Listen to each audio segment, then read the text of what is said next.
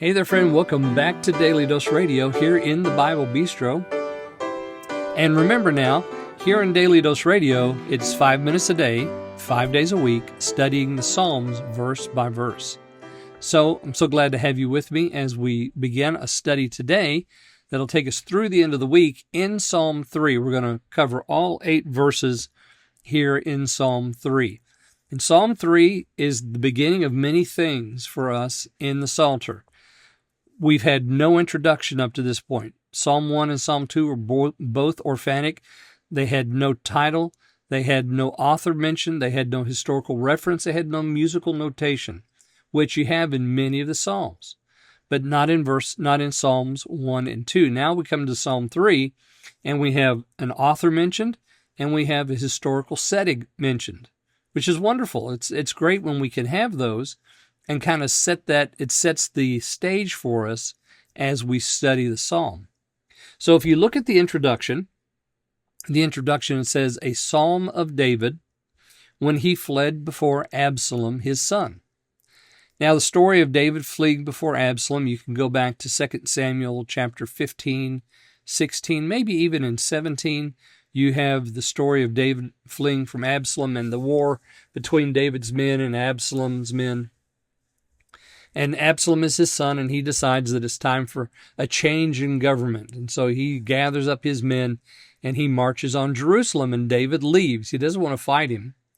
And so he leaves, and Absalom takes Jerusalem and takes the throne.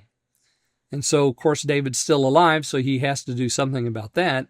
So he's going to go to war with him, and you can read the history there.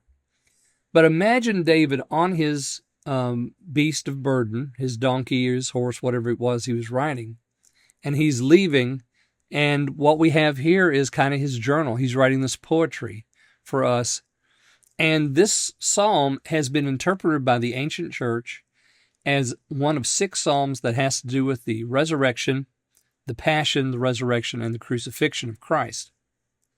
So we have that here, and you'll be able to see how this relates to the passion of Christ very clearly. Let me read verses 1 and 2, and then we'll stop for today.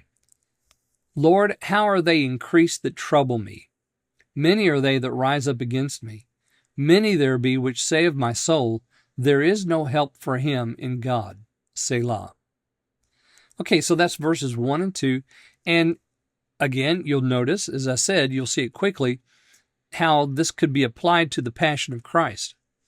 Those that troubled him, those that rose up against him, those which said of him, there's no help for him in God. Remember, in the passion, Judas betrayed him, the disciples abandoned him, the Roman soldiers abused him, he was crucified on a cross, the thieves, cast spurious words at him, the passers-by, the chief priests, they wagged their heads, they said, this is the one that saved others, but yet he can't save himself. If he's the Son of God, let him come down from the cross.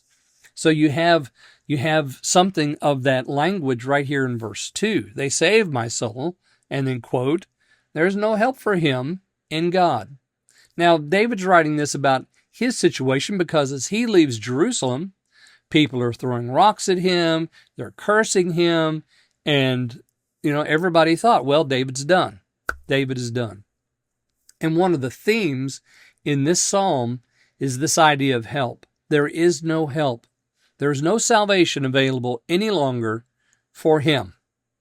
So in the remainder of the psalm, verses 3 through 8, this idea of God's help is very, very plain, very clear. David lays it out for us. And he says, he even says there, I'm not afraid. And I'm going to rise up and I'm going to call on the Lord and I'm going to ask him to save me. Well, if there's no salvation available, if there's no help available, why ask for it? But David knows something that the scorners don't know, that in God there is salvation, plenteous salvation, and it's always available. So we're going to look at that contrast between what the scorners say here in verse 2 and what David says throughout the remainder of this psalm, and look at how it relates to the Lord Jesus in his passion.